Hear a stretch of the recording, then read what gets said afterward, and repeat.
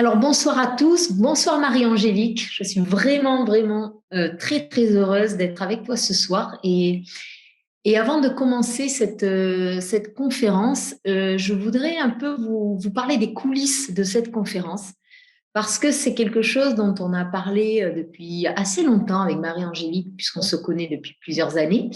Et il me paraît vraiment important de vous parler de ces coulisses parce que ça traite justement du sujet. Alors, le sujet de ce soir, c'est la médiumnité et l'aide au deuil. Pour ceux qui nous connaissent, vous savez qu'on est une association qui accompagnons les parents qui vivent la fin de vie et le deuil d'un enfant. Bien sûr, on ne va pas parler seulement du deuil d'un enfant, on va parler de toutes les formes de deuil parce que la médiumnité, justement, la question de l'aide de la médiumnité se pose évidemment dès qu'on perd un être cher. Donc, c'est simplement vous raconter comment on en est venu à faire cette conférence après une grande hésitation de ma part. Pour ceux qui ne me connaissent pas, j'ai perdu ma fille, ça fera bientôt 7 ans. Et l'association, nous l'avons créée avec le papa de ma fille quelques mois plus tard. Et pendant 8 mois, j'ai été dans la situation comme beaucoup de parents qu'on accompagne, d'être totalement dévastée par cette perte et d'avoir ce besoin complètement pour moi vital de me demander si elle avait survécu, si elle était quelque part ailleurs. Mais un besoin, quand je dis vital, je n'exagère pas, c'était vraiment de me dire, je ne peux pas vivre ici si j'arrive pas à avoir un minimum d'assurance qu'elle est quelque part ailleurs, qu'il reste quelque chose d'elle. Et en même temps, j'avais très très peur de m'illusionner. Je voulais pas juste me raconter une belle histoire. Elle est là, elle est au ciel, elle est avec Dieu. Et souvent, c'est ce qu'on me disait. Mais t'inquiète pas, un jour tu vas la retrouver, bien sûr.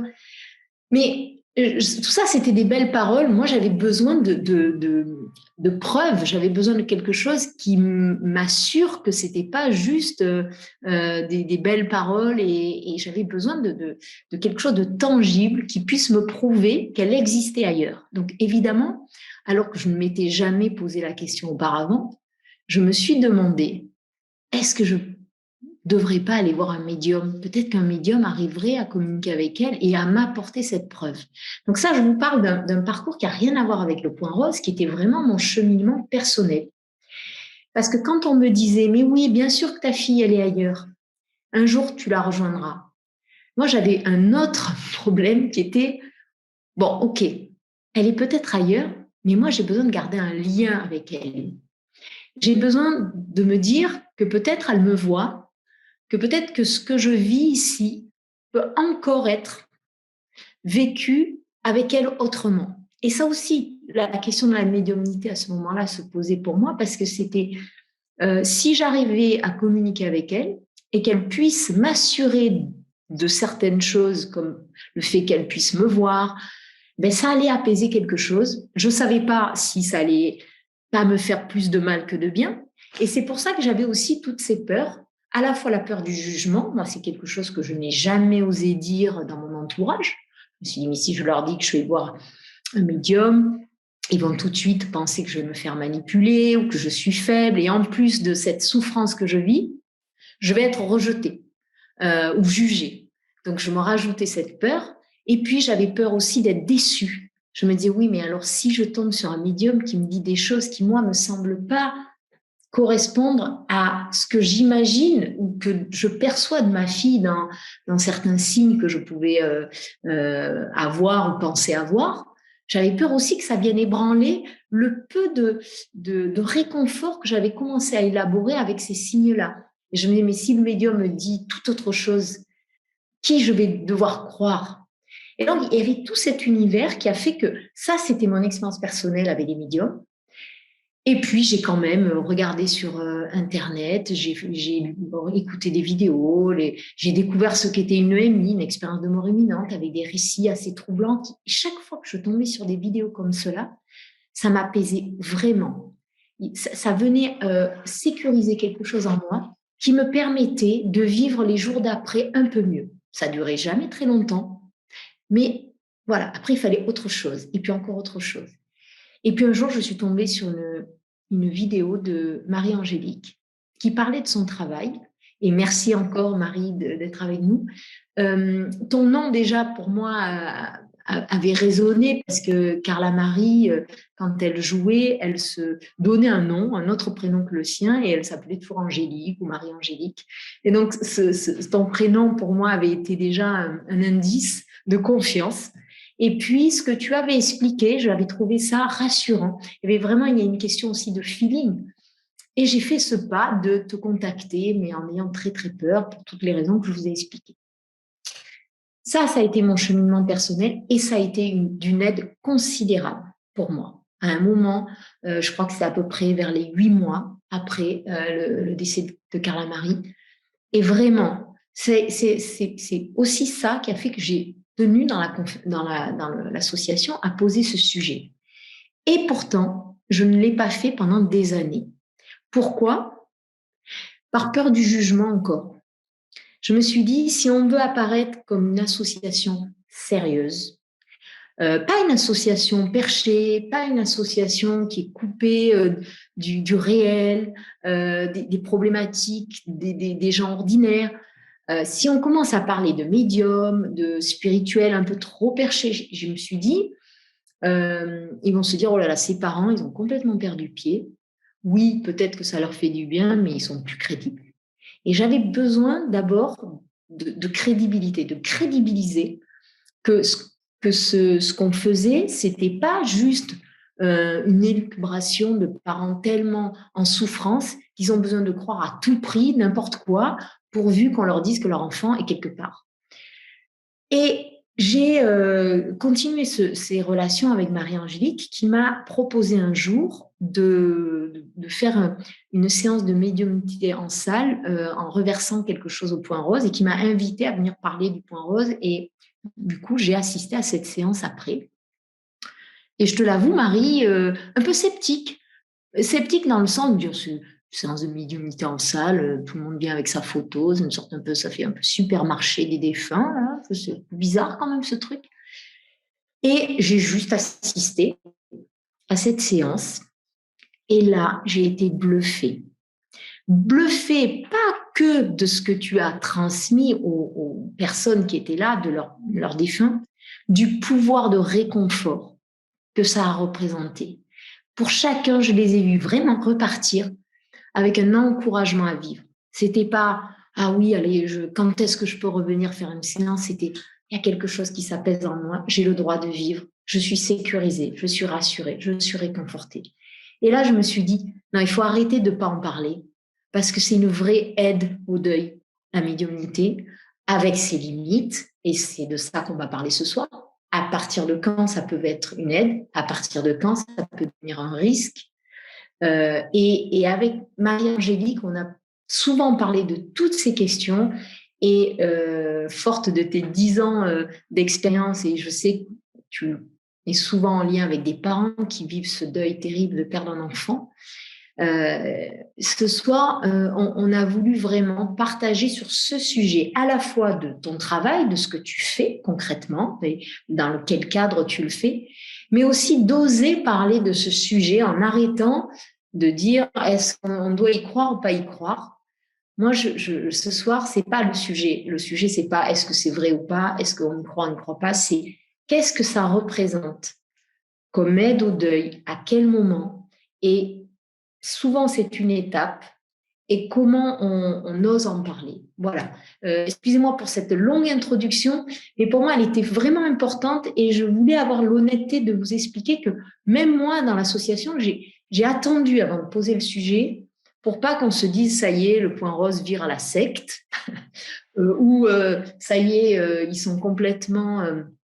et ils n'ont plus les pieds sur terre, on garde les pieds sur terre. Et je pense que toutes les personnes qui sont avec nous ce soir, et les parents que je connais, en tout cas, je le sais, c'est pas parce qu'on réfléchit, qu'on cherche à se questionner sur la survivance de nos défunts ou sur la compréhension, c'est quoi la vie, qu'est-ce qu'il y a après, qu'est-ce que la possibilité de savoir ce qu'il y a après représente dans nos vies aujourd'hui.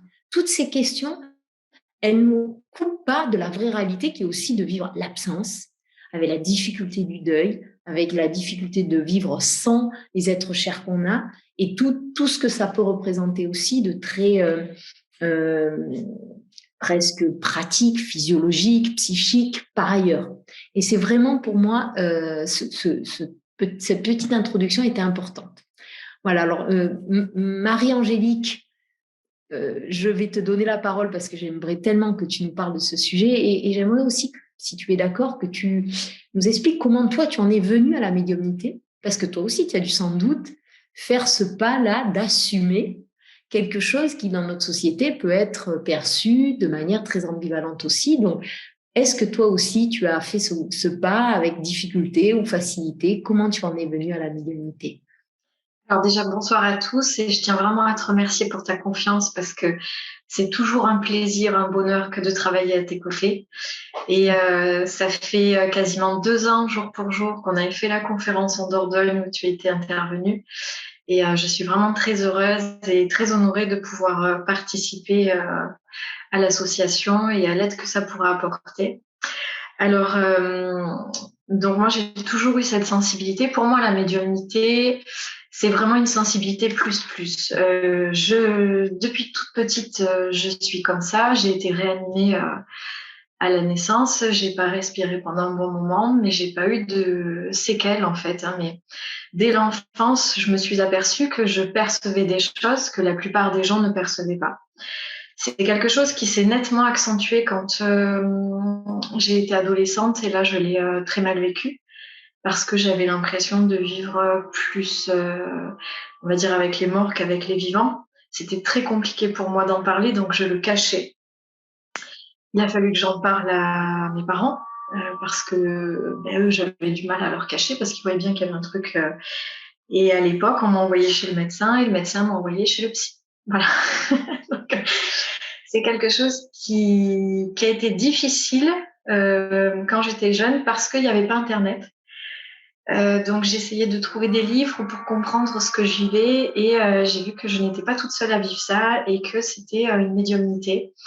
Malgré tout, vers l'âge de 18 ans, j'ai demandé à ce que ça s'arrête parce que c'était trop pour moi. Je voulais qu'on me laisse vivre ma vie, être tranquille, faire mes études, ma vie de femme, de maman, voilà. Et ça s'est arrêté. Et donc, j'ai fait des études de droit. Pendant longtemps, j'ai été clerc de notaire et puis j'ai eu un fils. Et pendant la grossesse de mon garçon, eh bien, il y a 13 ans, tout s'est réactivé en bloc. Donc, c'est quelque chose qui s'est réactivé, mais que j'ai vraiment accepté. Et au départ de mon papa, il y a 12 ans, là, voilà, ça s'est mis en place, mais c'était plus quelque chose d'envahissant, en fait, la plupart du temps. Donc, c'est vrai que ma sensibilité fait que j'entends. J'entends pas toute la journée, hein. J'entends maintenant quand c'est des rendez-vous ou les conférences ou des jours avant des conférences, par exemple. Je sais déjà qui est-ce qu'il va y avoir, j'ai déjà les détails. Et c'est devenu quelque chose de normal pour moi. C'est vraiment une aide. Et je sais ce que ça peut apporter dans la vie des gens. Et c'est pour ça que je veux apporter mon témoignage aussi. Et dans ma médiumnité, eh bien, on me montre des images, on me montre des scènes. Ils me font également ressentir la façon dont ils sont partis. Donc, je n'en souffre jamais, même si je le ressens. Mais ça permet vraiment d'écrire la personne auprès des familles pour être vraiment certaine que ce soit bien elle. Et donc voilà, je me suis approprié tout ça, j'arrive à ouvrir, j'arrive à fermer, c'est-à-dire j'ai une vie de tous les jours. J'ai mon travail, quand j'ai fini de travailler, je vais chercher mes enfants à l'école. Je suis, entre guillemets, normale. je trouve que je ne suis pas perchée. Et c'est hyper important pour moi de garder les pieds sur terre, d'être ancrée, de savoir d'où je viens. Et c'est vrai que pour répondre à ta question, qu'est-ce qui m'a poussée aussi à m'installer, parce que c'est quelque chose qui était hyper tabou, hein, faut le dire, et ça l'est encore dans la société. J'étais clerc de notaire et je travaillais beaucoup pour les successions. Et donc, quand j'ai commencé, j'avais à peine 22 ans, 23 ans.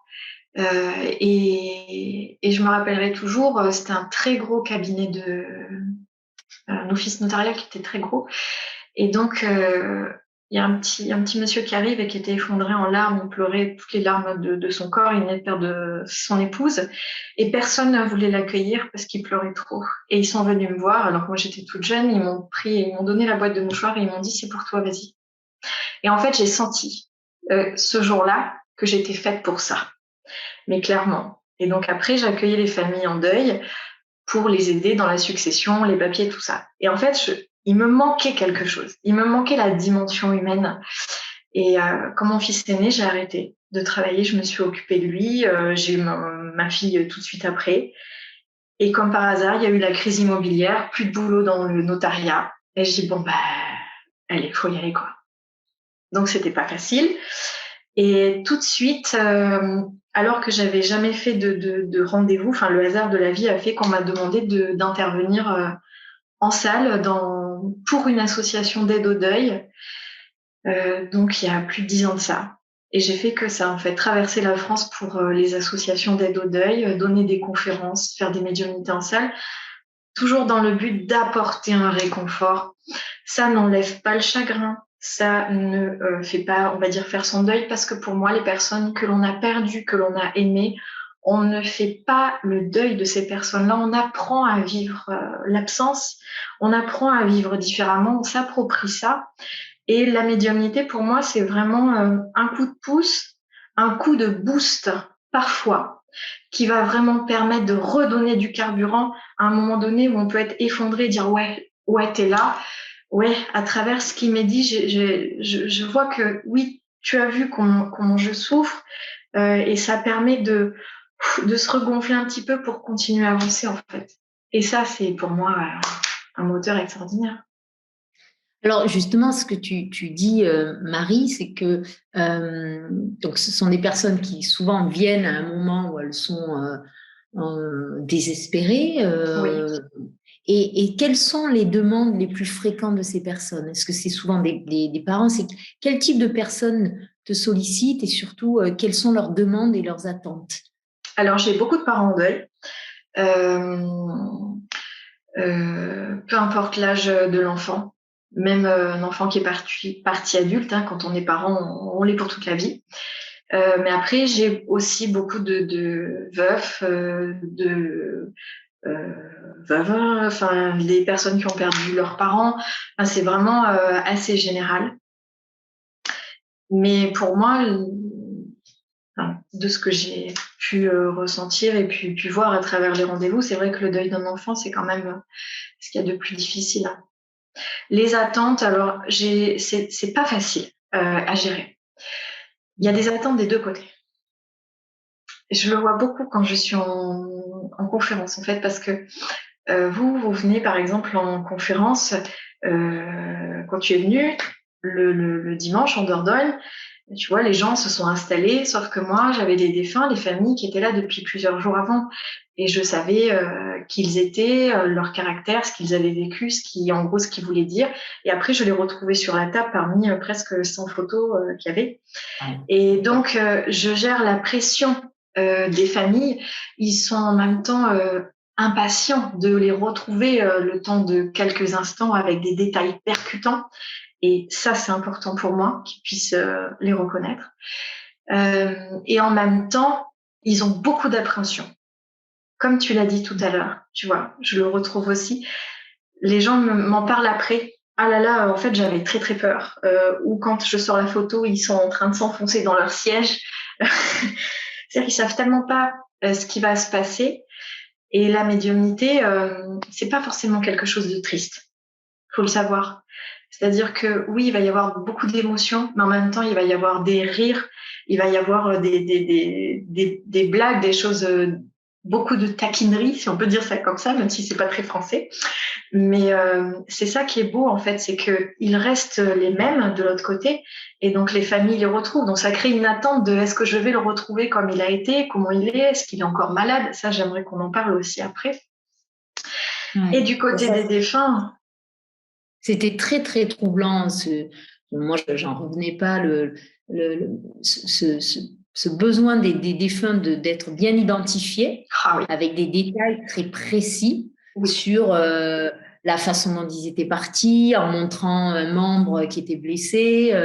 Et c'est ça aussi qui déclenchait ces larmes dans le public, parce que les personnes là se disaient, oui, ça, elle ne peut pas savoir. Et donc ça, c'est vraiment aussi pour moi que mon défunt est là.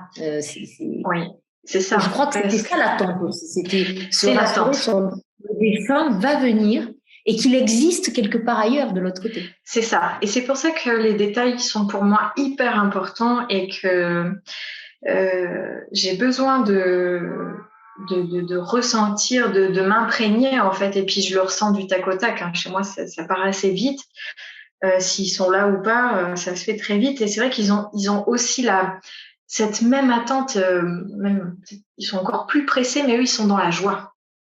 Dans la joie comment dire, comme s'ils se dépêchaient, il y avait une impatience. C'est un jour de fête, c'est un moment de retrouvailles, même pour les rendez-vous. Et ça, c'est quelque chose qui me remplit d'amour, qui me charge d'énergie à chaque fois. Même si après coup, moi, je suis vidée, j'ai tout donné. Non, j'ai vu. Mais c'est vrai que c'est hyper important et je crois que le plus gros en fait d'un rendez-vous, ce sont les détails qui sont donnés parce que la personne, elle va partir avec ça. C'est-à-dire que moi, je ne connais pas les gens qui viennent. Ils viennent de toute la France. Ils font beaucoup de routes pour assister à des conférences, à des médiumnités en salle, où des gens en rendez-vous, ils sont partout. Je connais ni leurs défunts, ni leur famille. Enfin, voilà. Et c'est ça qui est beau, c'est l'impact que des petits détails, des broutilles parfois, peuvent laisser dans la vie des gens parce que c'est vrai, ça existe, elle peut pas l'inventer. Ça veut dire que c'est bien lui, c'est bien elle. Ça veut dire que du coup, on va se retrouver un jour. Oui. C'est ça qui donne de la force, c'est ça qui donne la résilience. Tu vois, la résilience. C'est ça que j'ai vraiment senti combien tes séances étaient un encouragement à vivre, parce que comme tu le dis, si mon défunt existe ailleurs, me le prouve, je peux me rassurer. Évidemment qu'il va toujours me manquer, mais j'ai le droit, je peux m'autoriser à vivre parce que je sais que, par rapport notamment à la culpabilité des parents, combien de parents me disent moi, j'ai pas le droit de vivre parce que mon enfant est plus là et moi, du coup, je vivrai, ça n'a pas de sens. Ben, c'est non. Ton enfant, peut-être qu'il existe autrement et donc tu peux vivre aussi. Tu n'es pas déloyal à ton enfant en vivant alors qu'il n'est plus là. Et c'est vraiment ça que tu donnes comme... C'est exactement. Et il les secoue chacun à leur façon, avec leur caractère et parfois avec des gros mots parce qu'en fait, le but, c'est malgré toute la douleur, la souffrance, c'est d'essayer de vivre pour deux. Et il y a une chose que tu m'avais dite il y a quelques années, justement, qui m'a beaucoup marquée et à chaque fois j'y repense. C'est que quand tu m'avais dit quand tu étais enceinte de Carla, tu la portais en toi, tu savais qu'elle était là, mais tu ne la voyais pas. Et aujourd'hui, tu sais qu'elle est là, tu sais qu'elle est en vie, mais tu ne la vois pas. Et tu la portes en toi de la même façon. Et c'est exactement ça, en fait. Ils sont là pour booster, pour dire hey, je suis là, ne culpabilise pas de vivre, ne porte pas ça.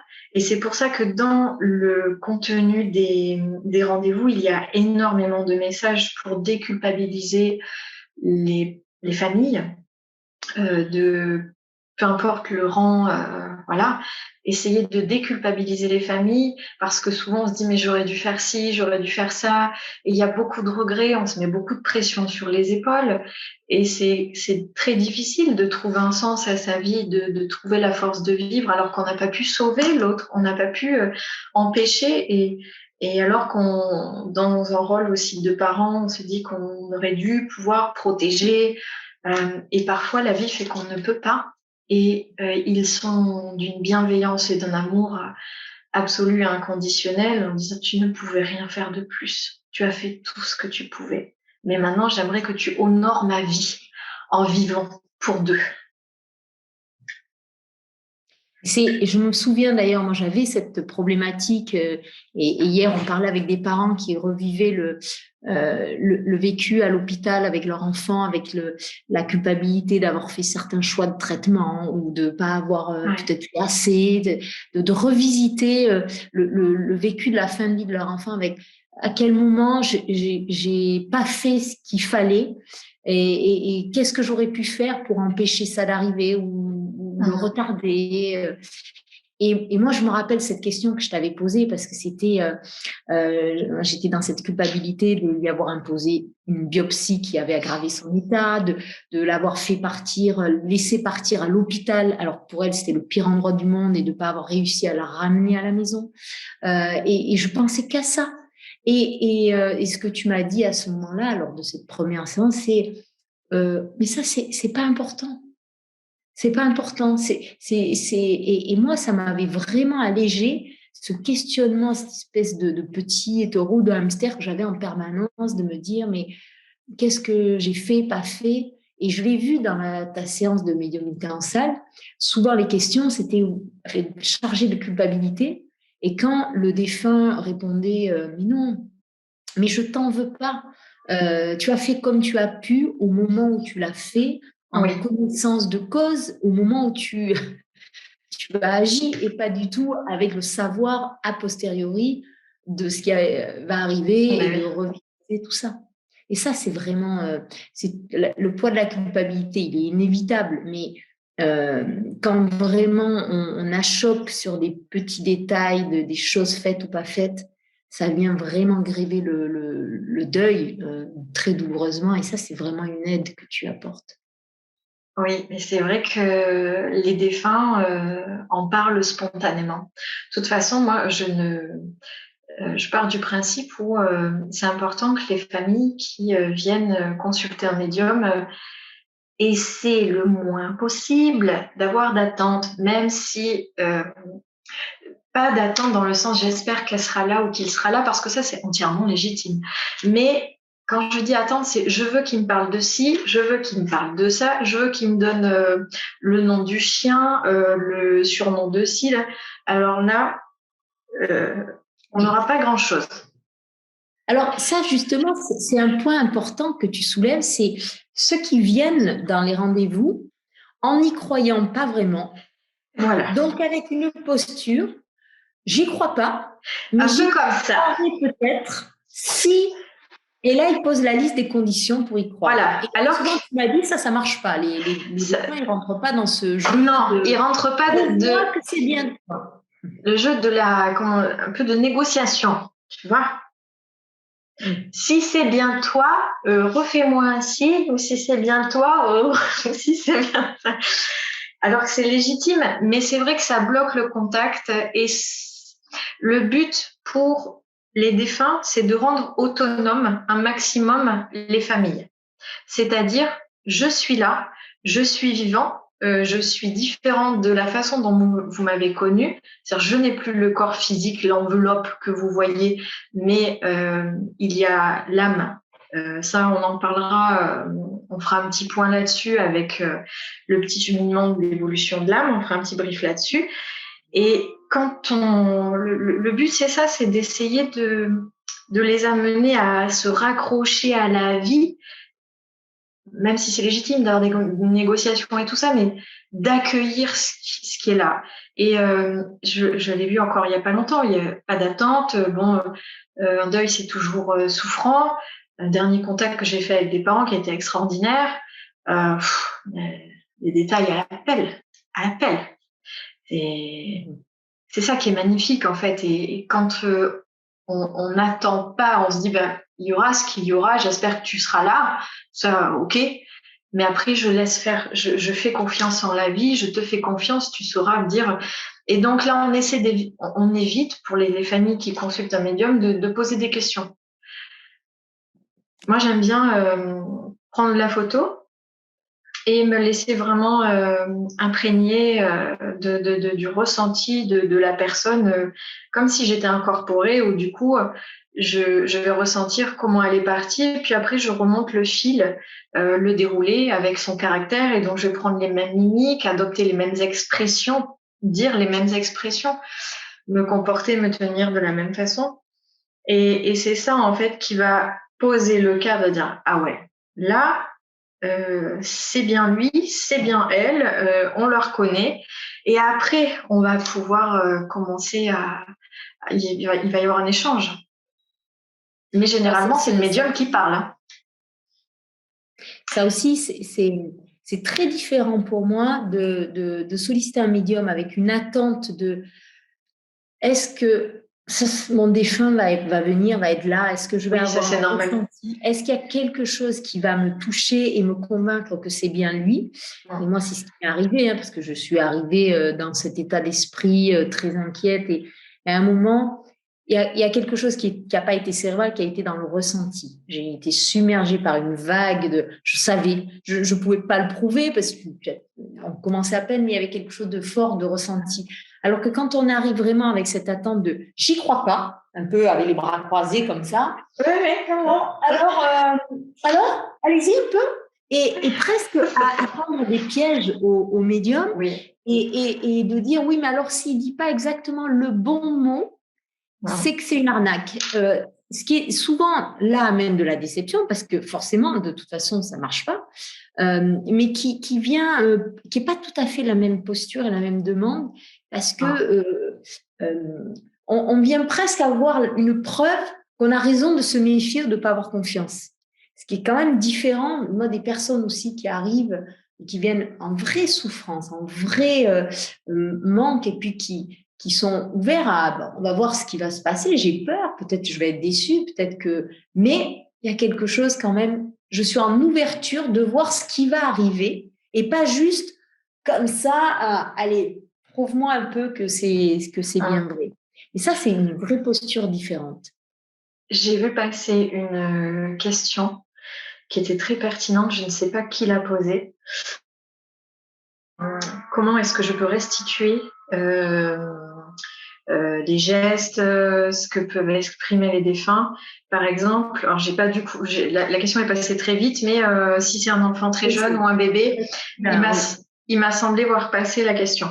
Et ça, c'est important qu'on puisse en parler parce que je fais des contacts avec les bébés.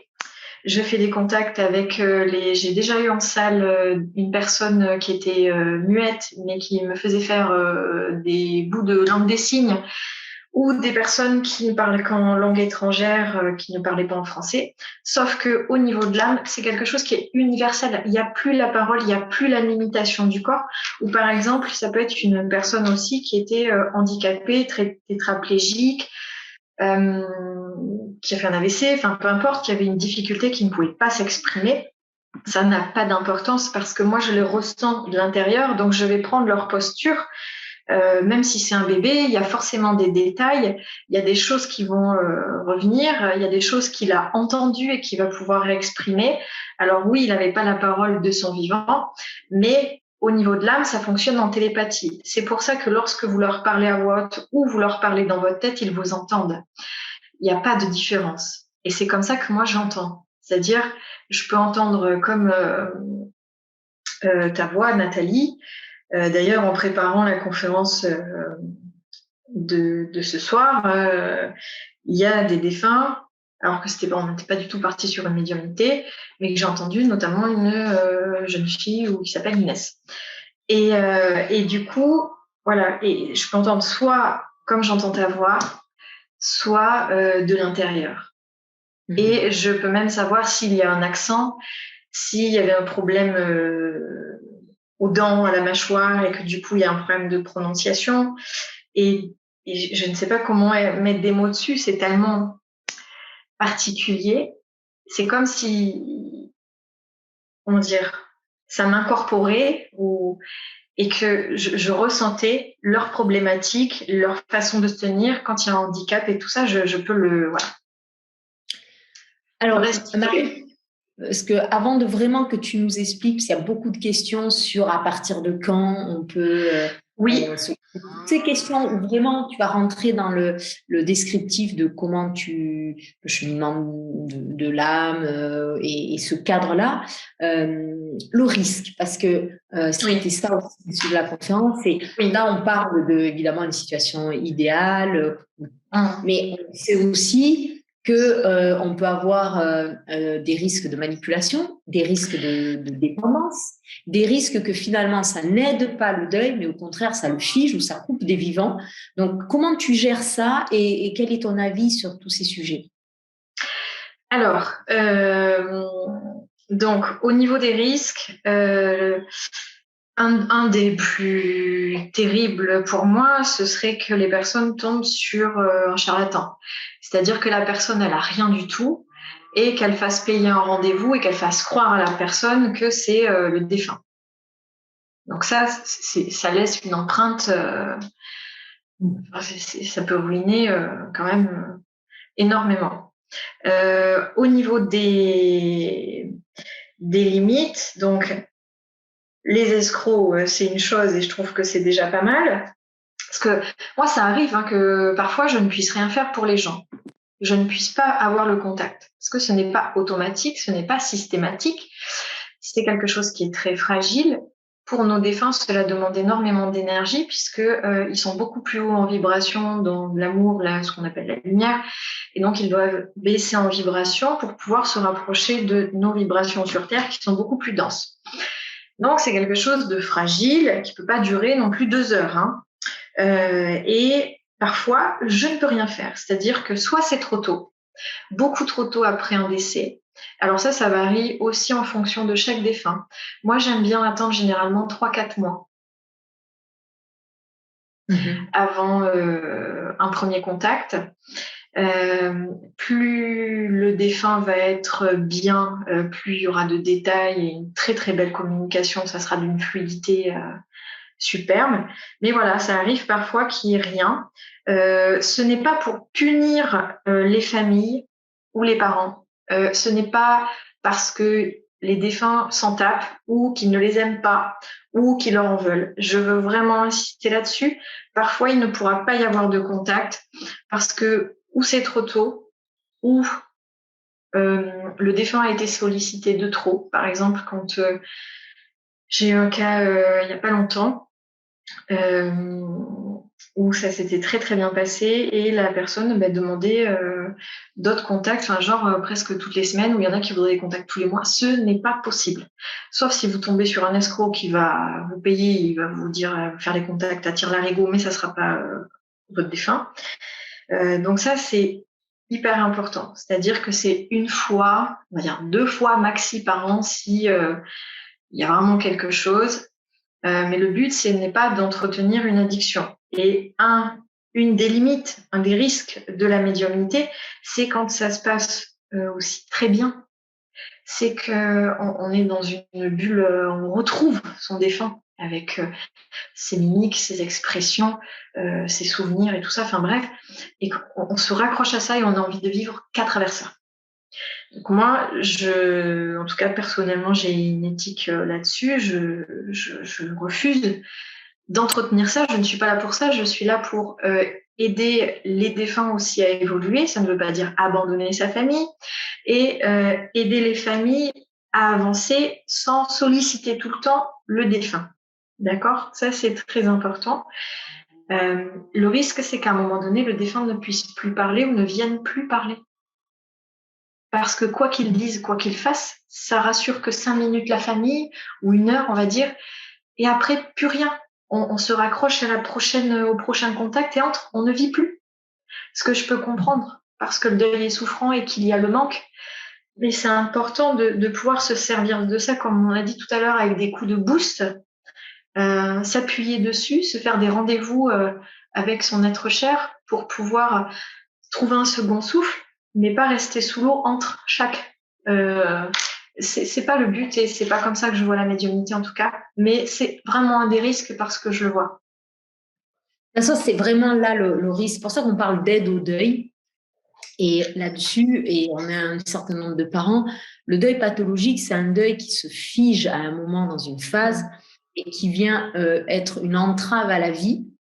Et donc, si la médiumnité, ça devient quelque chose qui nous fait nous couper des vivants ou être tellement en recherche de communication avec son défunt que du coup, on ignore les vivants, là, c'est vrai que c'est pas du tout le but. Et moi, ce que j'ai vu, et depuis que je parle avec toi, j'ai jamais entendu un défunt, dans ce que tu m'as rapporté, qui n'encourage pas ses proches à vivre. C'est ça. Et à se couper des vivants par loyauté envers lui. Au contraire, ce qui est là vraiment le point commun avec tout ce que j'ai vu et entendu, c'est toujours je vais bien, rassure-toi, je vais bien, je t'en veux pas. Tu as fait, c'est comme ça, c'était dans l'ordre de ce qui devait arriver pour toi, pour moi, pour nous. Et maintenant, lâche ça et vis pour deux, comme tu dis, vis parce que tout ça est juste à un autre plan. C'est honorer sa mémoire, essayer de vivre pour deux dans chaque moment du quotidien.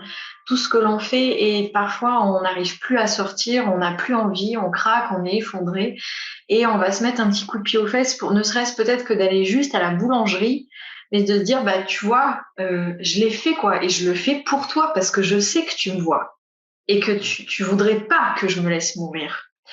Et là où c'est dangereux, c'est la manipulation que certains médiums peuvent avoir aussi, l'influence sur les familles. J'ai un cas qui m'a été relaté qui était quand même très grave, j'étais hyper choquée. Une dame qui a consulté un médium pour son mari, elle n'arrivait pas à se remettre du décès et elle a demandé au médium est-ce qu'il est d'accord pour que est-ce que mon mari est d'accord pour que je me suicide ou que je le rejoigne. Et le médium a dit ben, il vous attend. Voilà. Donc là, c'est là où on peut, en tant que médium, avoir une responsabilité sur ce qui est dit, sur pourquoi, quel sens on met là-dessus sur les contacts, pourquoi on fait ça. C'est pour aider les personnes à essayer de vivre et non pas de se suicider. Donc ça, c'est vraiment de la manipulation. Malheureusement, on sait que ça arrive et que ça crée souvent en toute impunité parce qu'il n'y a pas beaucoup de recours contre ces personnes malhonnêtes. Comme disait lors de notre dernière conférence, on disait beaucoup le bouche à oreille. Le bouche à oreille va aider, mais c'est vrai qu'on n'est pas à l'abri et on est en telle souffrance et fragilité quand on perd un proche que certains font commerce de cette souffrance-là et ça, c'est inadmissible.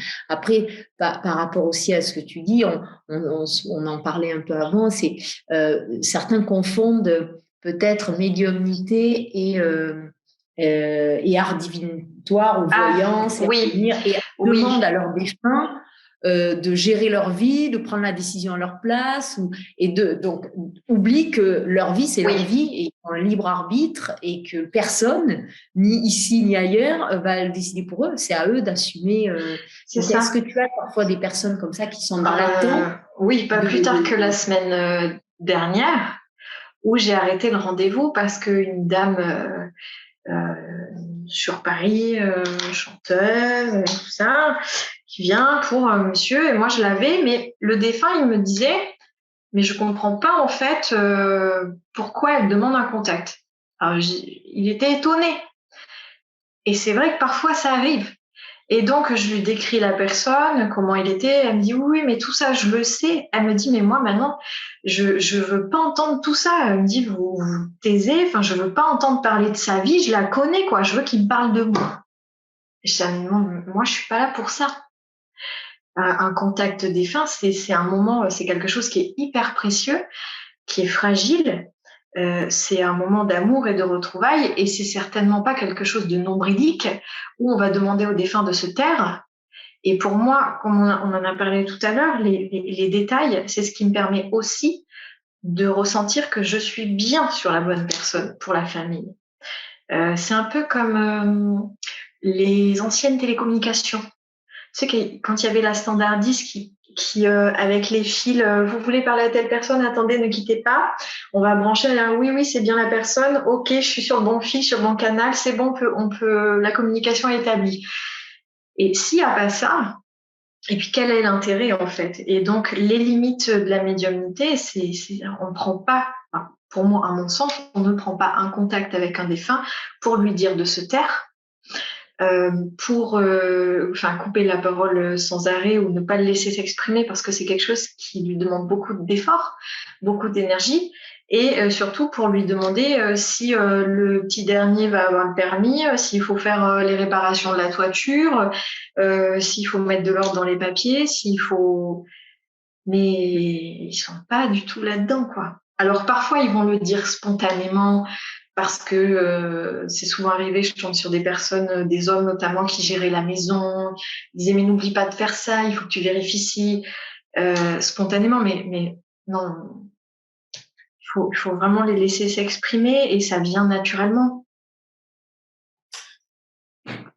Alors, il nous reste un petit moment pour parler de ce que toi tu sais, de cette expérience que tu as de communication avec des défunts, parce qu'on a eu beaucoup de questions sur est-ce que tous les défunts sont ensemble au même endroit, est-ce que où ils sont, qu'est-ce qu'ils font, est-ce que là-dessus, par rapport à ton expérience, tu peux nous partager un peu ton savoir? Oui, alors j'ai pas la science infuse non plus, mais j'ai beaucoup appris avec eux. Alors déjà, lorsque la personne elle décède, il n'y a plus aucune souffrance physique. Ça, c'est quelque chose qui est très important parce que les familles me le demandent généralement. Il n'y a plus aucune souffrance physique puisqu'il n'y a plus de corps. Les personnes ne se retrouvent pas seules, elles sont accueillies. On a tous des guides, ce sont des personnes qui nous accompagnent de l'autre côté, ce ne sont pas forcément les membres de notre famille.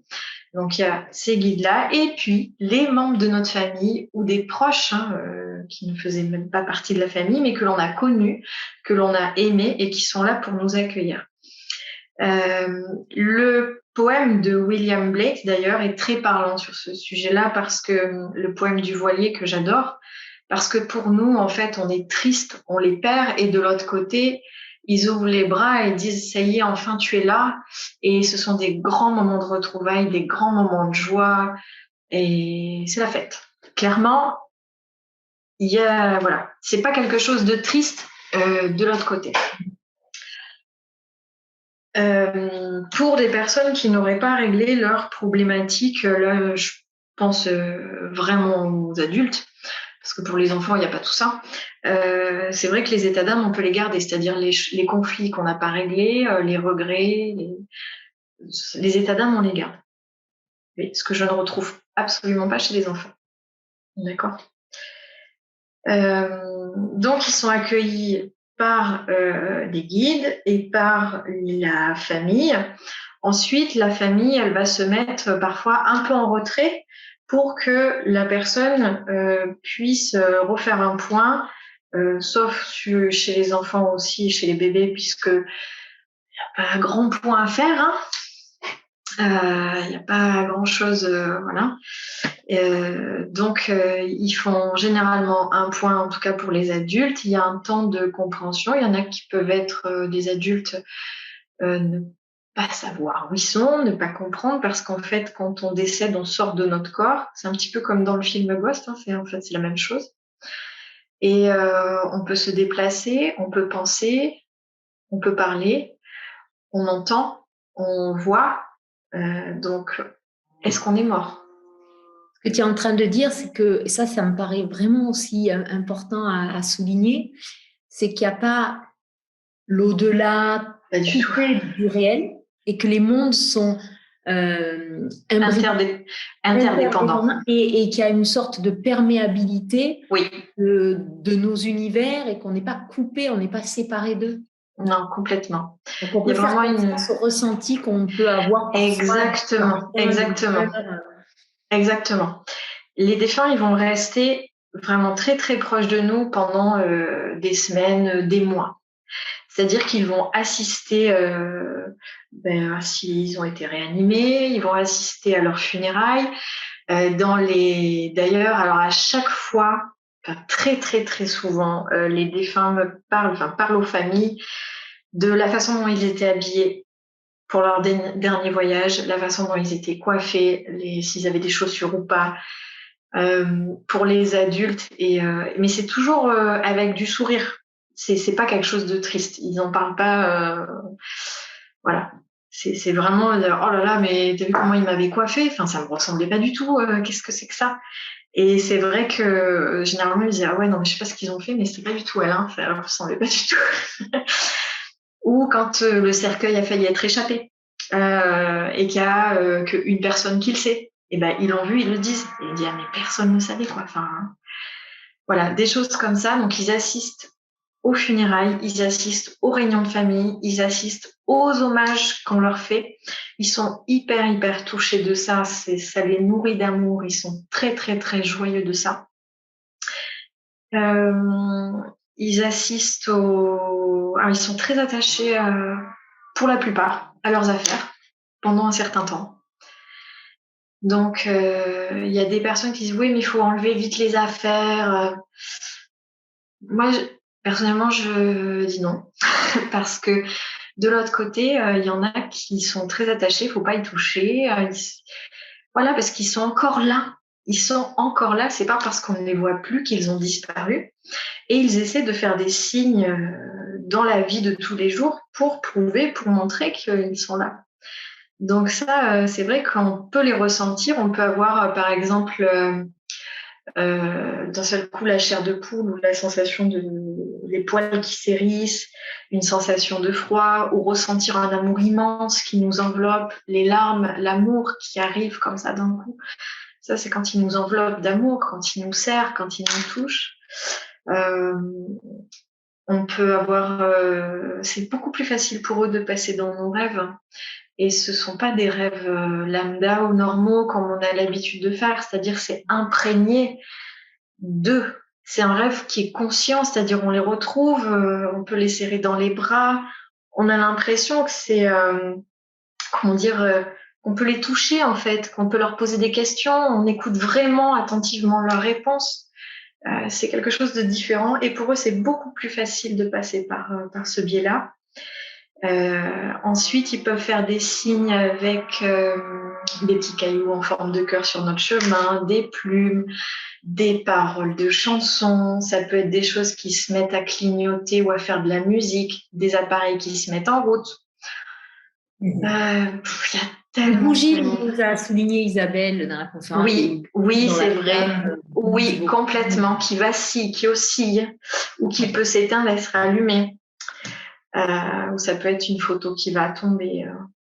D'ailleurs, en parlant de photos, juste une parenthèse, ils sont hyper attachés. Faites attention, si vous demandez un contact avec un médium, ils sont très attachés aux photos que vous allez donner. Justement, j'ai une question d'une personne qui demande à quoi sert la photo dans une consultation à distance. Alors, en médiumnité en salle, ça sert à reconnaître le défunt, mais dans une consultation à distance, pourquoi demandes-tu une photo ? Ça me permet d'aller plus vite et de capter beaucoup plus rapidement le défunt. Après, la personne, elle pourrait me donner juste son prénom, mais pour moi, ça va beaucoup plus vite. Ça me permet d'aller droit au but. Hein. Voilà, c'est cette personne-là et je suis dessus. Donc, avant, j'imprimais les photos, maintenant, je les imprime plus du tout. Je les regarde, on va dire 1 ou 2 minutes avant le rendez-vous et je sais direct, je ressens des choses, il y a des choses qui arrivent. Ça me permet de me connecter beaucoup plus facilement au défunt. Voilà pourquoi je demande des photos. Après, il peut y avoir des défunts qui se présentent spontanément sans photo. Ça, c'est possible aussi. Mais ça, c'est une question de... Je fonctionne comme ça, c'est pour aller plus vite. Alors, j'ai une question qui revient assez souvent. Il y a une sorte d'information, de savoir qui est souvent répétée. Donc, il faut à un moment lâcher les défunts. Il faudrait quelque part les laisser tranquilles et le fait de penser à eux, de pleurer, d'être en attente permanente de signes d'eux, on les dérangerait, on les retiendrait, on les empêcherait d'être heureux là où ils sont. Et je trouve que ça, c'est très culpabilisant pour les parents parce que les parents qui perdent des enfants, ils n'en ont jamais assez. On ne peut pas leur dire, bon, allez, au bout d'un an, lâche ton enfant, laisse-le tranquille. Parce il va dire, mais c'est tout ce qui me reste, c'est de penser à lui, c'est d'espérer un signe. Je ne peux pas, moi, à un moment donné, arrêter. Je vais avoir toute ma vie besoin de lui. Alors, est-ce que les enfants décédés gardent un lien privilégié à leurs parents par rapport aux autres défunts avec qui tu es en lien? Est-ce que les enfants, de par la difficulté de ce deuil, gardent un lien un peu différent? Ah oui, complètement. Enfin, je le retrouve en général. D'ailleurs, pas qu'avec les enfants. C'est-à-dire que déjà, pour moi, ça ne les fait pas souffrir qu'on les pleure. Parce que ce sont des étapes nécessaires du deuil, légitimes et normales. Et pour nous, c'est beaucoup plus difficile parce que eux, ils peuvent nous voir, ils peuvent venir nous voir presque quand ils le souhaitent ou dès qu'ils le peuvent, mais nous, on les voit pas. Donc, on a le manque. Donc, c'est normal de les pleurer. C'est pas quelque chose qui les fait souffrir. Là où ça peut leur faire un peu plus de peine, c'est quand on bascule. Tu en parlais tout à l'heure, c'est quand vraiment on bascule on se laisse mourir. Parce que là, ils voient qu'ils sont impuissants. Malgré tout ce qu'ils essaient de faire, on se raccroche à rien. Voilà. Donc, non. En tout cas, pour moi, ça ne les fait pas souffrir. Dès qu'il y a besoin, à chaque fois qu'il y a un événement, à chaque fois qu'il y a un coup de mou, ils envoient un signe, ils font quelque chose pour dire maman, je suis là, ou tu vois, ou papa, ou ma sœur, ou peu importe d'ailleurs, parce qu'il y a les frères et sœurs. Mais il y a toujours ce lien et ça sera toujours votre enfant et vous serez toujours leurs parents. Et même si dans l'au-delà, on grandit aussi, c'est-à-dire que quand vous les rejoindrez un jour de façon naturelle, même si c'est dans 20 ans ou je ne sais pas, enfin, je dis n'importe quoi, mais de toute façon, vous le reconnaîtrez.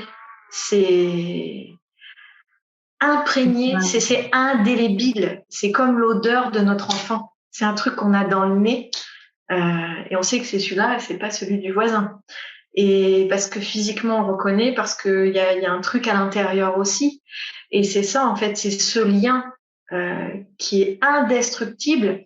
Et ce lien, c'est l'amour. Et c'était aussi le thème de la conférence qu'on avait fait ensemble. L'amour, c'est le fil conducteur qui dépasse la mort. Où la mort, c'est une porte. Derrière, il y a une autre forme de vie. Et c'est ce que les défunts essaient de nous faire prendre conscience, de nous permettre d'ouvrir les yeux sur une autre façon de vivre, de voir la vie. Et donc, oui, pour moi, c'est normal pour répondre à ta question, de les pleurer. Ça ne les fait pas souffrir. Les solliciter trop, à un moment donné, ils ne pourront plus communiquer parce que ça demande beaucoup d'énergie. Et surtout, s'ils voient que les personnes s'enfoncent, c'est ça qui est le plus difficile pour eux. Mais dès qu'ils le peuvent, même si à un moment donné, ils sont occupés de l'autre côté, parce qu'ils ne restent pas sans rien faire non plus tout le temps, eh bien, dès qu'ils le peuvent, dès qu'on est en difficulté, ou qu'on vit un moment de joie, parce qu'ils le partagent avec nous, eh bien, ils viennent. Donc, alors, j'ai Evelyne qui demande si les défunts éprouvent eux aussi du manque ou du regret de ne plus être avec leur famille. Oui. Alors, je ne vais pas généraliser parce que pas tous. Mais c'est vrai que pour certains, je l'ai constaté. Nous, on vit une période de deuil.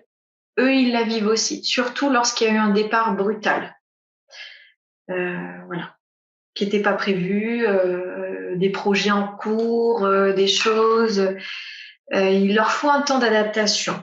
Et c'est pour ça, en fait, qu'ils sont accueillis par les familles, sont accueillis par leur guide, et à un moment donné, les familles se mettent un peu en retrait pour que certains, puissent comprendre qu'ils sont partis. On en parlait tout à l'heure, parce que quand c'est brutal, parfois, ils ne comprennent pas, ils ne voient pas la différence. Donc, il y a un petit temps pas de réflexion, mais de compréhension de cet espace où ils vivent pour se l'approprier et voir comment est-ce qu'on peut avancer aussi dans ce sens-là. Ça répond à la question? Oui, je crois. Sinon, Françoise, non, Evelyne, il faut me le dire. Françoise demande, est-ce qu'ils vieillissent ou est-ce qu'ils restent à l'âge où ils sont partis? Alors, je pense qu'il y a aussi la différence entre la façon dont ils se manifestent, ils apparaissent, et peut-être l'âge de l'âme qu'ils ont, qui sont, mais c'est peut-être une question d'apparence. Ah oui, c'est super vaste en fait comme question parce qu'il y a plein de réponses à apporter. Nous, on les a connus à un âge, ça s'est arrêté à tel âge. Mais c'est le corps qui s'est arrêté à tel âge. De l'autre côté, c'est une âme. Elle va se présenter à moi au niveau des contacts, parfois pas du tout à l'âge où la personne est décédée. Les adultes, même les jeunes, ils peuvent se présenter à l'âge où ils sont décédés. Et après, dans la consultation, ils vont se montrer beaucoup plus jeunes et à des périodes où ils ont préféré dans leur vie, par exemple, où ils étaient bien, ou voilà. Donc en fait, c'est qu'une histoire d'apparence. Parce que quand même, de l'autre côté, il y a une évolution, comme nous, on évolue, il y a des prises de conscience, on essaie d'être utile, de mettre des choses en place. Mais de l'autre côté, à un moment donné, ils le font aussi. Ça ne veut pas dire qu'ils nous abandonnent. Et donc, oui, ils peuvent physiquement se montrer à différents âges et pas forcément à celui auquel ils sont partis. Ça va, c'est clair? Tout à fait. J'ai une autre question. Alors, je suis désolée, je ne prends pas toutes les questions parce qu'il y a des questions qui nous amènent sur un tout autre sujet qui n'est pas en lien avec le deuil, qui est sur la nature de l'âme, qu'est-ce que c'est, d'où ça vient, comment ça... Et là, ce serait le sujet d'une toute autre conférence. Et puis, j'ai des questions aussi qui sont vraiment des questions très personnelles sur un défunt en particulier. Et là, évidemment, on ne peut pas les prendre ce soir parce que sinon, ça va nous amener sur aussi une autre conférence. Et là, je vous invite à contacter peut-être Marie-Angélique par ailleurs si vous avez besoin d'aller plus loin. Céline, en revanche, nous demande, est-ce que l'âme de notre défunt, quel qu'il soit, va dans un autre corps? Est-ce qu'il a plusieurs vies? Est-ce que du temps de notre vie, on peut imaginer qu'il puisse se réincarner, si on croit à la réincarnation, ou est-ce qu'il puisse avoir plusieurs vies, si on croit à la multidimension? Alors, oui, c'est vraiment une question sur la réincarnation. Je parlais vraiment de mon expérience. En plus de 10 ans de contact, j'ai jamais eu de défunt qui soit allé se réincarner, tout ça, parce que généralement, tout le monde s'attend. D'accord. Après, il y a d'autres médiums qui vont vous dire d'autres choses. Moi, je ne suis pas partisane de cette philosophie-là, c'est-à-dire que il va se réincarner, je sais pas, je veux dire n'importe quoi, mon père décédé va se réincarner dans mon petit-fils. Ouais, pourquoi pas, mais moi, je suis loin d'être perchée, je suis quelqu'un d'assez terre-à-terre.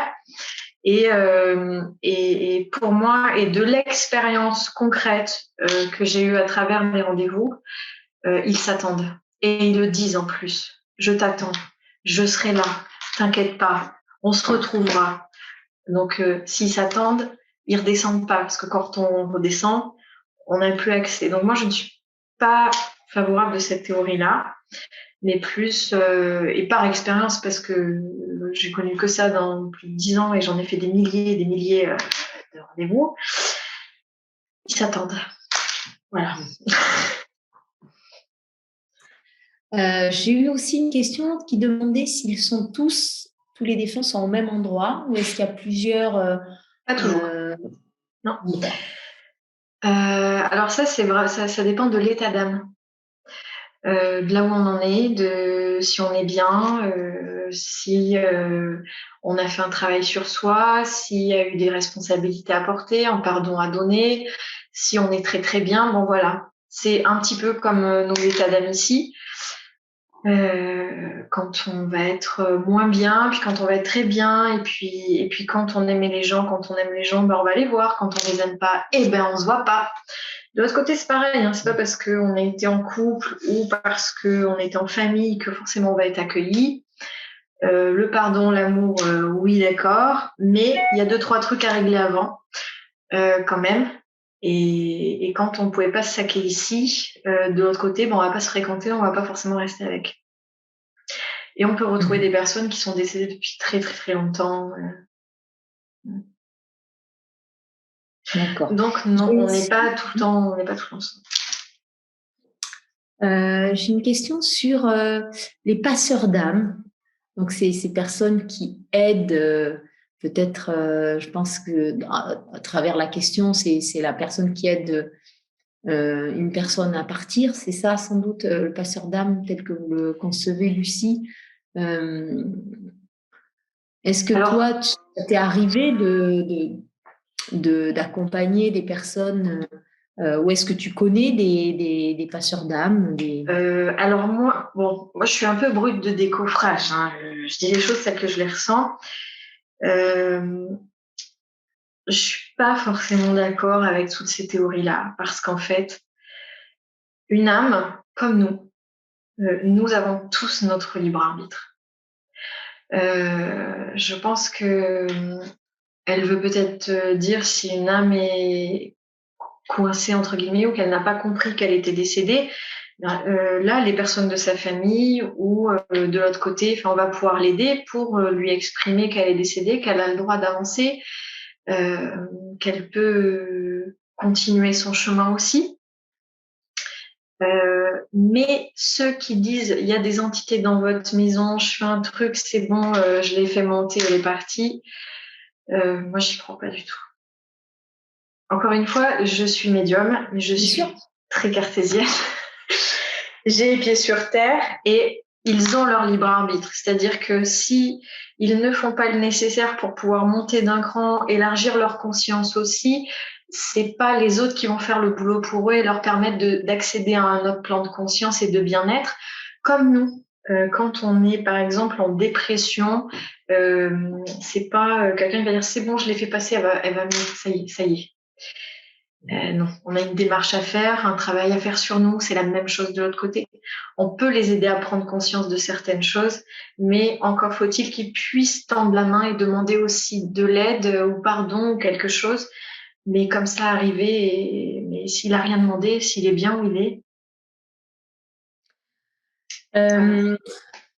Merci. Alors, j'ai une question. Je prendrai la question d'Audrey à la fin parce que c'est vraiment sur ce sujet, Audrey, que je voudrais terminer avec Marie-Angélique. Mais avant, donc, une question de Marie qui demande si, par rapport à une personne qui se suicide ou une personne qui est décédée par accident, est-ce que c'est différent? Est-ce que par rapport à quelqu'un qui meurt de maladie, est-ce que ces personnes sont ensemble? Est-ce qu'ils ont un cheminement après la mort différent? Est-ce que tu peux nous dire un petit mot sur ça? Alors, je prends toujours des pincettes avec les personnes qui sont parties volontairement parce que c'est toujours très difficile pour les familles. Et c'est aussi très difficile pour les personnes qui ont fait ce choix-là. Ça leur demandait beaucoup de courage, mais de l'autre côté, ils ont systématiquement ou quasi systématiquement des regrets. Et autant on n'a plus de souffrance physique, autant les états d'âme, elles restent.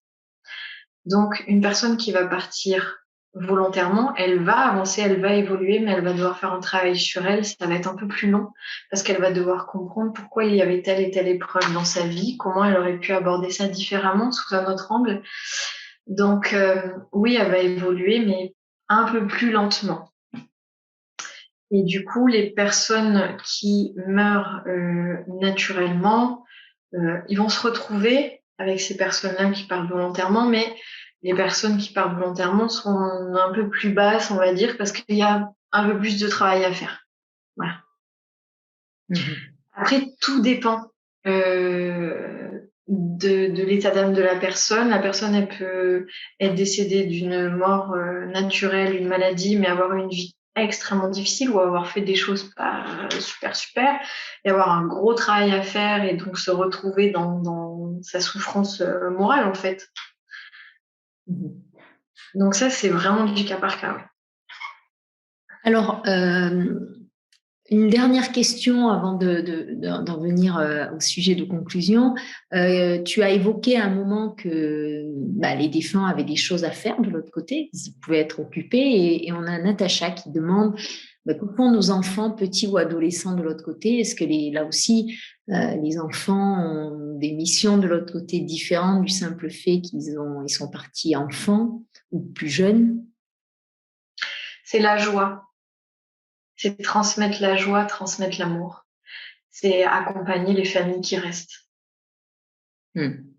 Ça, c'est un gros travail. Ouais. J'aime pas le mot travail parce que c'est synonyme de poids sur les épaules et tout ça, mais avec leur innocence, avec l'évolution d'âme qu'ils ont, ils sont là vraiment pour transmettre, pour accompagner, pour envoyer beaucoup d'amour, essayer pour essayer de faire avancer aussi les familles. Et c'est, pour moi, c'est comme ça en fait. Il y a les familles ici bas, et ils sont juste à côté, où on peut être en parallèle comme ça, mais moi je vois bien comme ça. Puis des fois ça se recoupe et puis ils remontent un petit peu parce qu'ils font ils font des petites réunions de chantier de temps en temps, où on va faire le point, où on en est, qu'est-ce qu'on fait, ok. Et les enfants, même si on les a connus enfants ici, de l'autre côté, oh, ils grandissent au niveau de l'âme.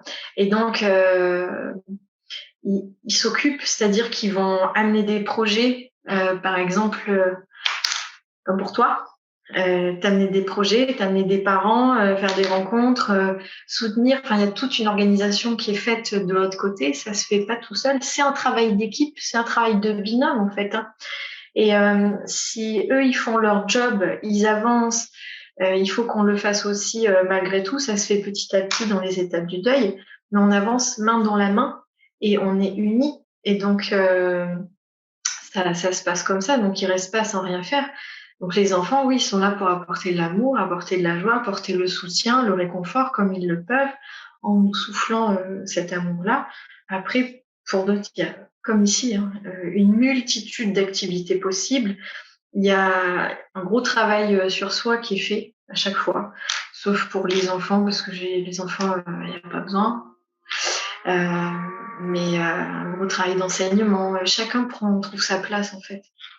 Et il y a toujours un accompagnement qui est fait par rapport à ceux qui restent. En tout cas, c'est une chose qui, moi, me paraît assez évidente dans le point rose, c'est que quand on est en lien entre parents, comme une évidence, j'imagine nos enfants en lien également. Et je me souviens de quelque chose que tu m'as dit, on venait à peine de créer l'association du Point Rose.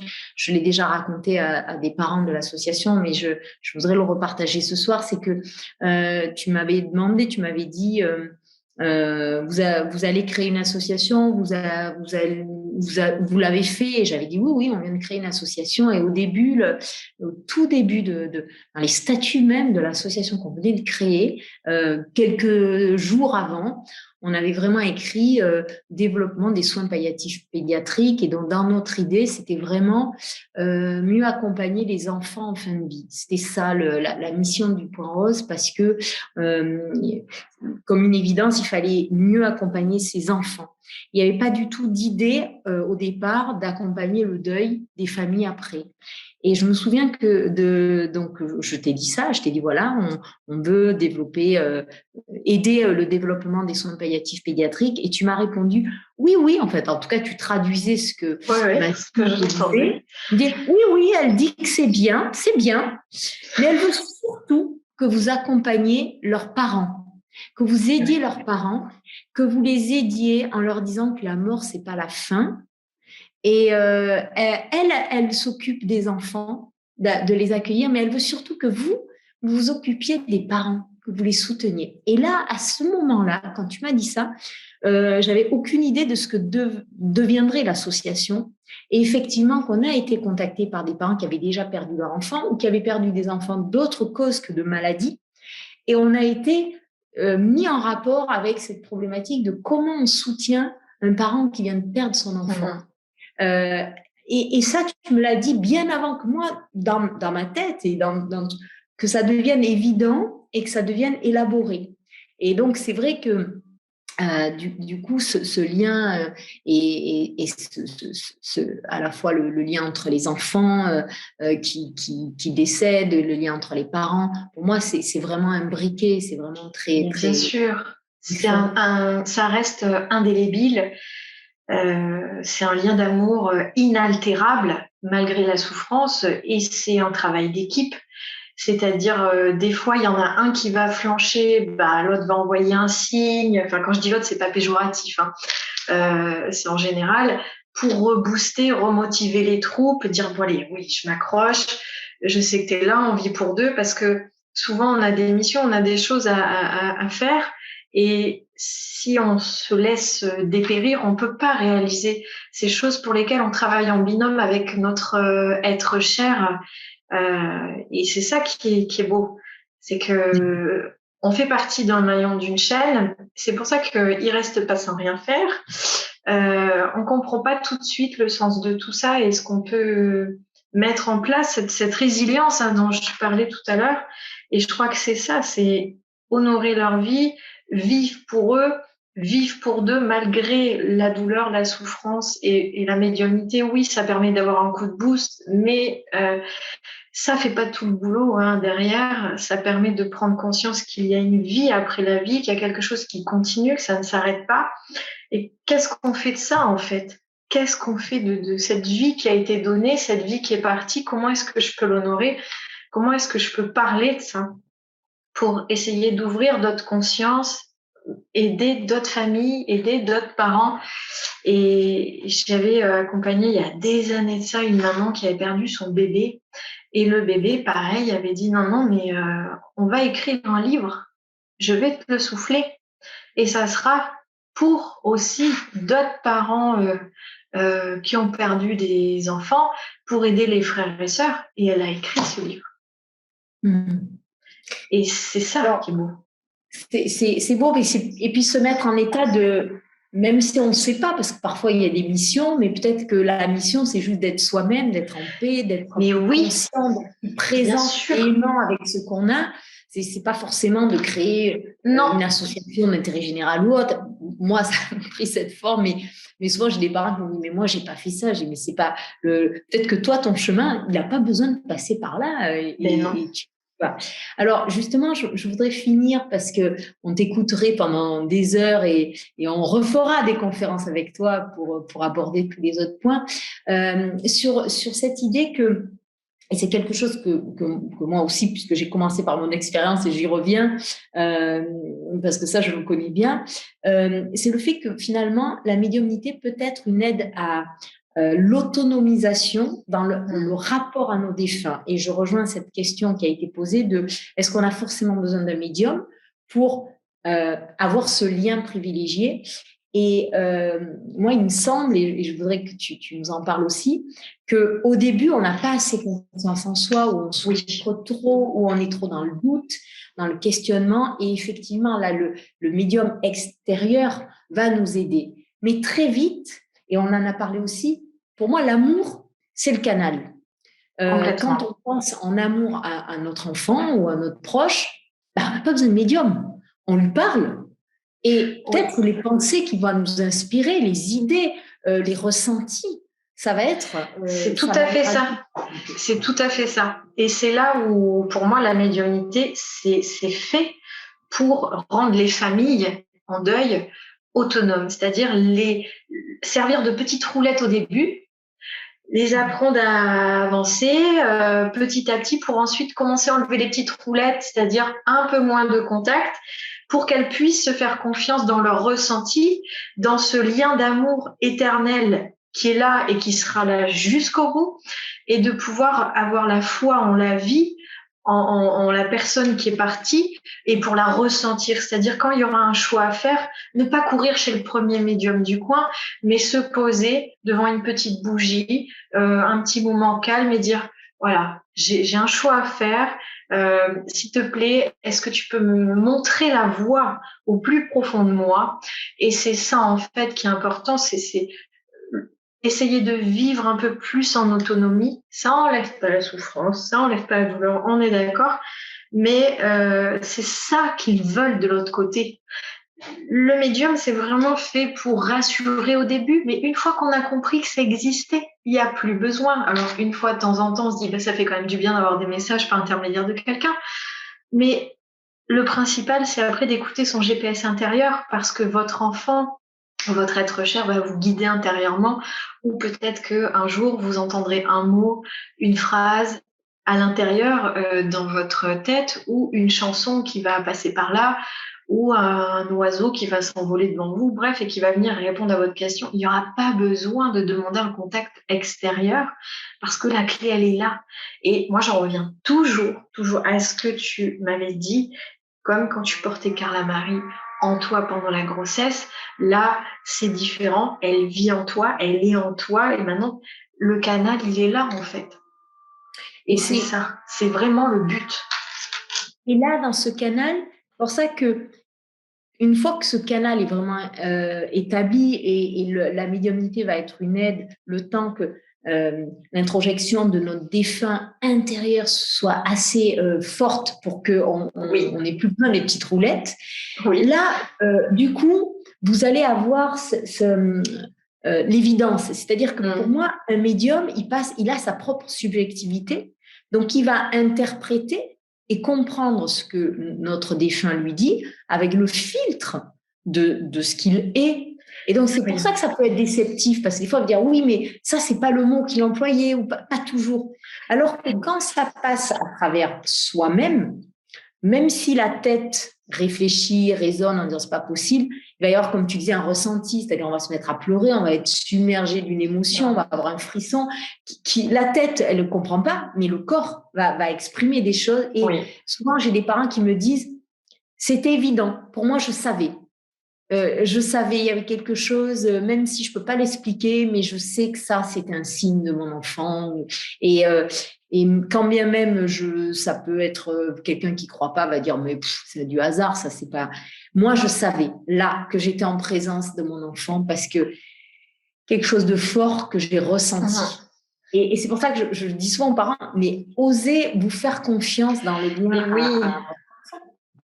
Mais oui, mais ça, je le vois souvent dans les rendez-vous en médiumnité.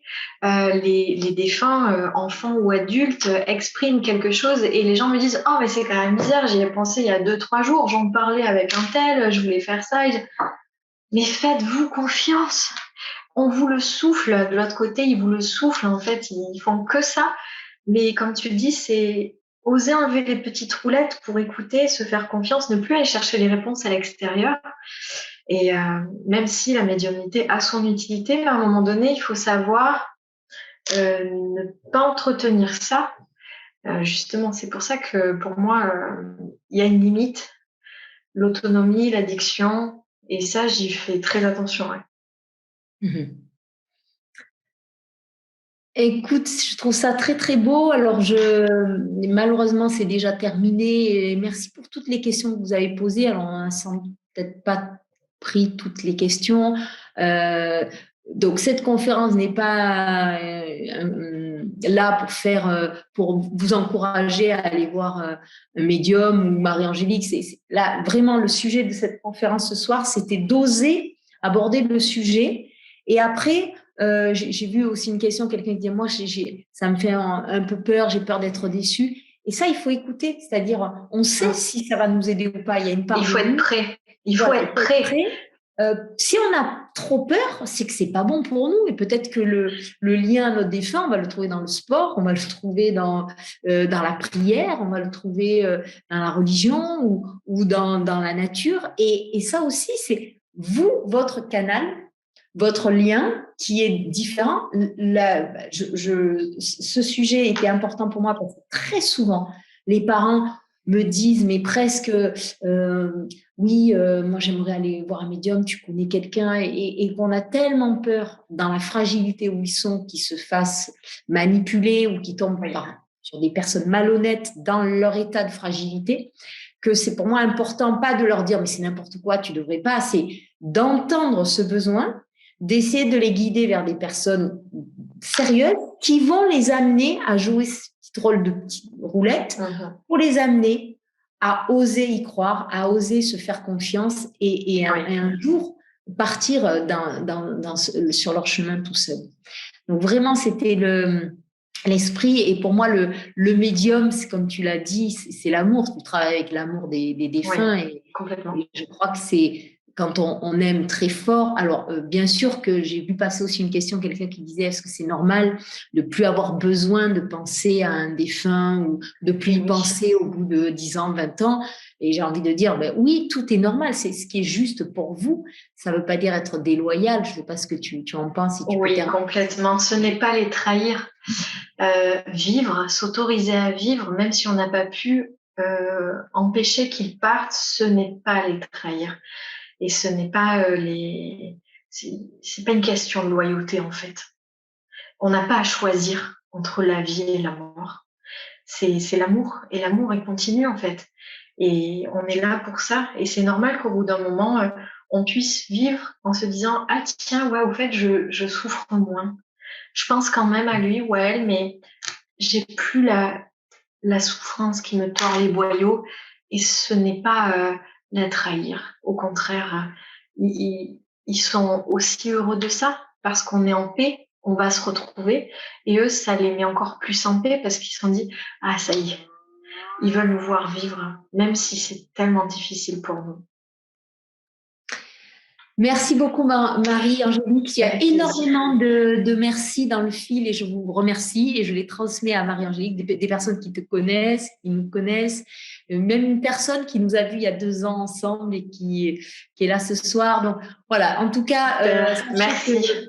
On travaille avec Marie-Angélique sur le projet d'organiser une séance ensemble, peut-être en présence, qui pourra être filmée. On verra comment mixer les choses. Et voilà, j'espère que cette conférence vous a mis du baume au cœur et que vous partez avec des petites roulettes un peu costauds pour avancer et avancer très vite un jour sans ces petites roulettes.